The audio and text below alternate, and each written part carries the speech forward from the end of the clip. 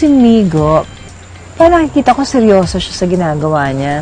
Kasi pagka kailangan niya mag-internalize, nag-internalize talaga siya. Makikita mo rin yung humility ng bata. Si Clea naman, she reminds me of a young Maricel Soriano. Sa aking palagay, parang bagay siya sa drama in the near future.